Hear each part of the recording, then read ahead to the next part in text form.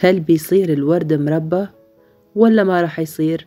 تعال نشوف مع بعض، راح يصير الورد مربى ولا لا؟ هذا النوع من المربى تمتاز به سوريا كل محافظاتها، يعني لما نقول مربى ورد معناها سوريا. يسعد صباحكم ومساكم أصدقائي. وصفتنا لهذا اليوم هي طريقة تحضير مربى الورد. راح أقدم لكم إياها بطريقة سهلة ومبسطة. أتمنى إنه طريقتي تنال إعجابكم، وإذا عجبتكم الوصفة لا تنسوا اللايك، وإذا كنتم جداد بالقناة لا تنسوا الاشتراك بالقناة فضلا وليس أمرا. عندي كيلو من الورد، مثل ما شايفين هذا النوع من الورد المخصص لمربى الورد. غسلته ونشفته وتركته لحتى ينشف.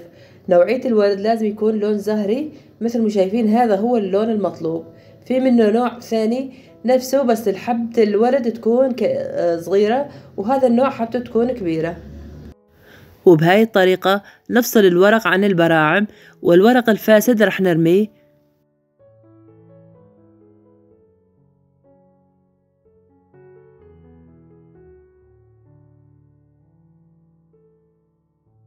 بعد ما فصلنا الورد عن البرعم مثل ما شايفين راح نصفيه مصفاي. لازم تكون المصفاي تكون فتحاتها كبار حتى ينزل معانا الحبات الطلع.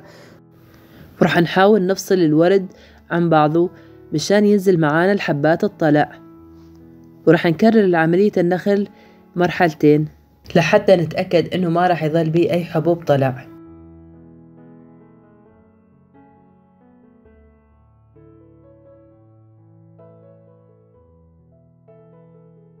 انتهيت من تنظيف الكمية كاملة. ضفت كاسة عصير ليمون وضفت كاسة سكر. طبعا هذا الكاس راح نقصه من كمية السكر المطلوبة، يعني كل كيلو ورد ياخذ معانا 3 كيلوات إلا ربع من السكر.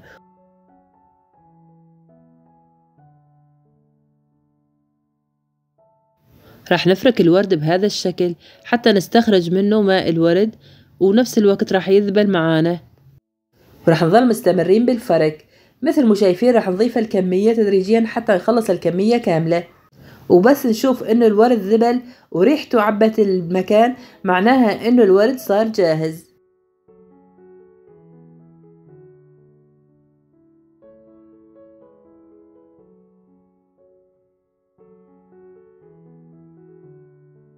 وبهاي الطريقة استخرجنا ماء الورد من قلب الورد، وراح نستخدم الورد لحال، والماء الورد راح نتركه للأخير.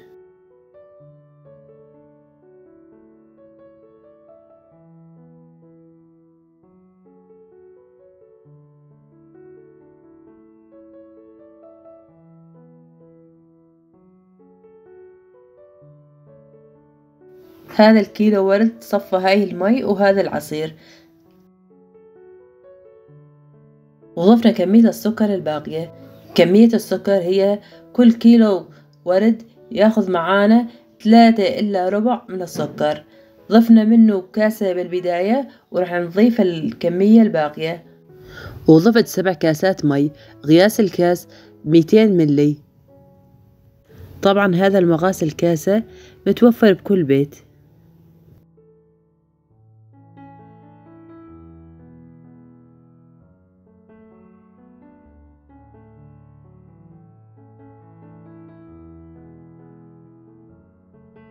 بس غلت المي شلنا الرغوة من عليها وضفنا الورد.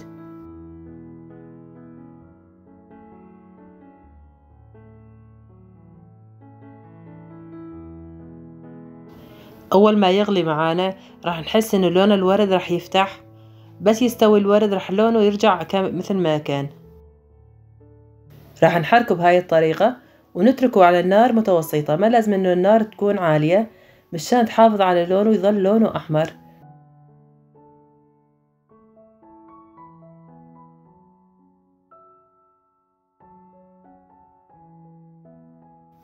وراح نتركه على النار تقريبا لمدة ساعة أو أقل حسب الكمية.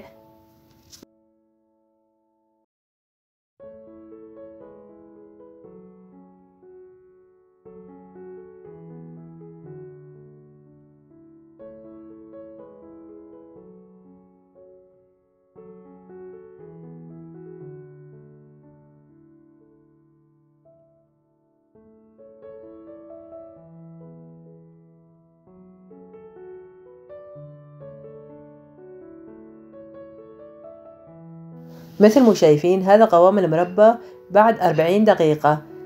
شايفين هاي السماكة المطلوبة.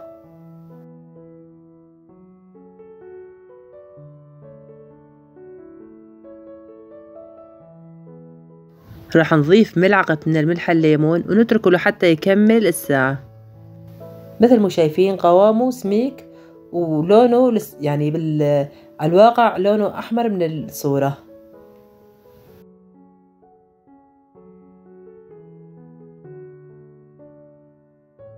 وراح نجهز مي وطنجرة حتى نبرد الورد بيه. راح نبرد المربى فورا، بس نطفي عليها. راح نغير الطنجرة الموجودة بيها وراح نحطها بالمية الباردة حتى نحافظ على لونها ويظل لونها أحمر.